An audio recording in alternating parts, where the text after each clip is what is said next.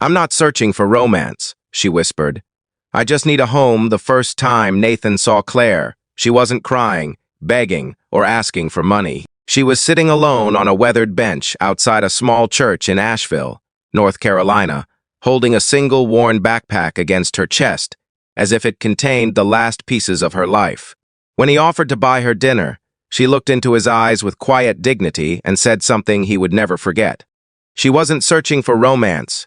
She wasn't looking for someone to rescue her. She only needed a place where she could finally stop being afraid of tomorrow.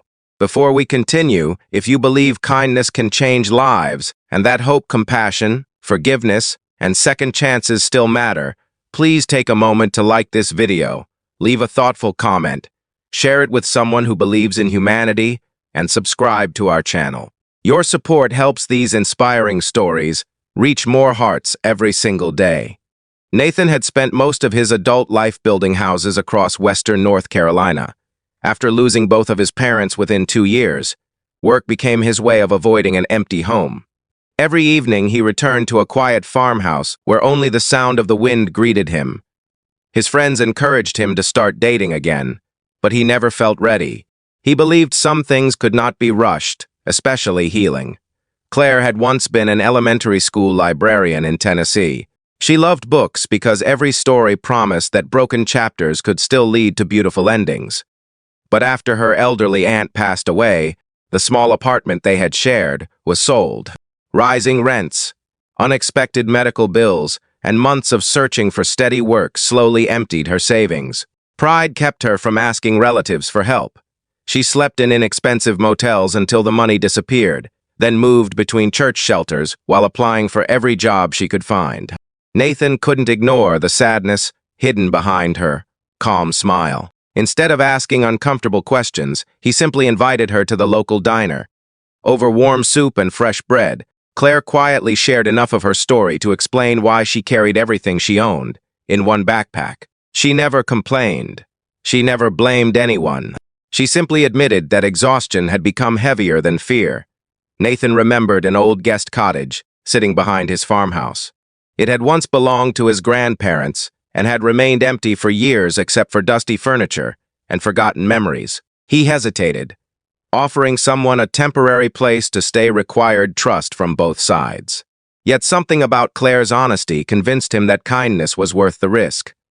The little cottage wasn't luxurious. The paint needed touching up, the porch creaked with every step, and the kitchen cabinets were older than either of them. But when Nathan handed Claire the keys, tears quietly filled her eyes. She didn't celebrate with excitement.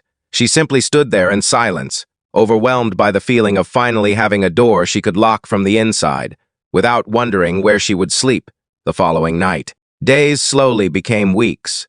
Claire insisted on paying her way however she could. Since she couldn't afford rent yet, she cleaned the cottage, planted colorful flowers around the porch, and even organized Nathan's late mother's collection of books that had remained untouched for years. The house slowly felt alive again. For the first time in years, laughter occasionally echoed across the property. One afternoon, the local community library announced an opening for a library assistant. Claire almost didn't apply because hundreds of people had already submitted applications. Nathan quietly drove her to the interview without making promises. He simply reminded her that sometimes all a person needed was one person who believed they deserved another chance. The waiting was painful. Every passing day brought more uncertainty. Claire worried that if she failed, she would eventually become a burden. Nathan never pressured her to leave, but she carried that fear deep inside her heart. Then one rainy Tuesday morning, a letter arrived in the mailbox. Claire had been hired. She stood on the porch holding the envelope while tears rolled down her cheeks. It wasn't because the salary was extraordinary. It was because someone had looked beyond the month she had spent without a permanent address and saw the person she had always been. As seasons changed, Claire became one of the library's most beloved employees. Children gathered around her during story hour. Seniors thanked her for recommending books that reminded them of happier days, and neighbors slowly forgot she had ever arrived carrying only a backpack. Nathan also changed. He realized that opening his home had quietly repaired parts of his own heart that grief had kept locked away. Their friendship remained patient and genuine, built on respect instead of expectations. Whether their future eventually became love or remained lifelong friendship no longer seemed like the most important question. They had already given each other something far more valuable: hope.